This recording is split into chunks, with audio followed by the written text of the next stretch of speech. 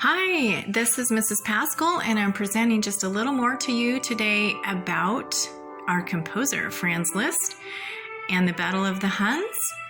I have a pair of gloves up here because I found out something exciting about him. He was born in 1811 in Hungary, and he started taking piano lessons when he was about 7 from his father. His father was a musician who could actually play the piano and the violin and the cello and even the guitar. And he learned quite well, and he started actually composing music and doing his own concerts when he was about 11. How many of you are 11 right now? I have this pair of gloves up here because this is what I found out that was really interesting. He caused such a stir in Germany and Berlin. His concerts were crazy. He got so famous. One thing he would do is before he sat down to play the piano, he would whip his gloves off and throw them out. And then to show everybody he was such a good memorizer of the music, he would take his papers and just throw them off the stage, and he created quite a furor. But there's a term that's called Listomania, which was how they described when people would go to his concerts. They would go crazy, almost like people in the 70s or 80s or concerts today when there's women screaming and people fainting. He caused that much of a sensation in Berlin and Germany and around Europe as he toured. And when he was about 28 to 36, he was really, really popular, and people would just go crazy. Listomania became a thing.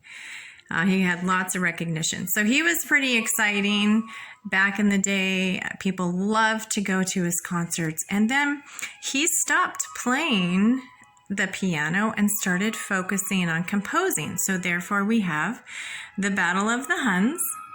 And he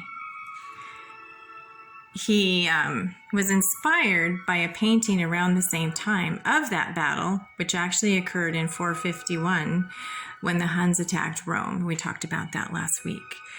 Another thing that was happening around the time America was getting ready for the Civil War, we noticed that the British Empire had control of India, and Charles Darwin, this guy over here, was publishing his Origin of Species.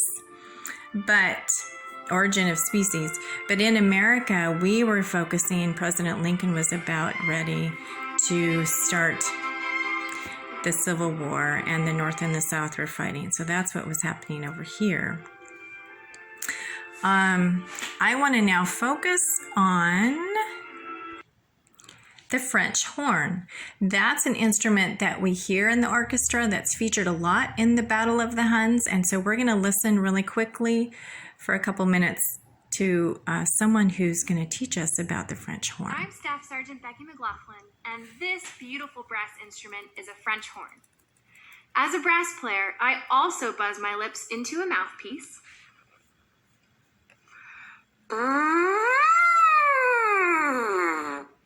And the French horn uses the smallest mouthpiece in the brass family. Our school may use single horns, which have 3 rotor valves and 1 row of tuning slides. The horn I play is called a double horn, like you would see in orchestras and bands.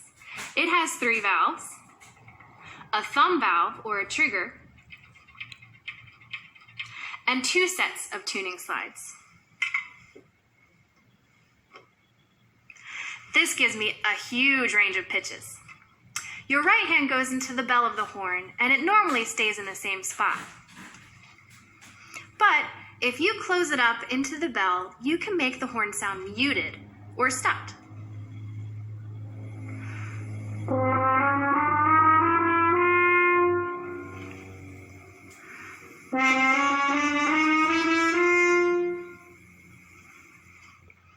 I love the French horn for its versatility.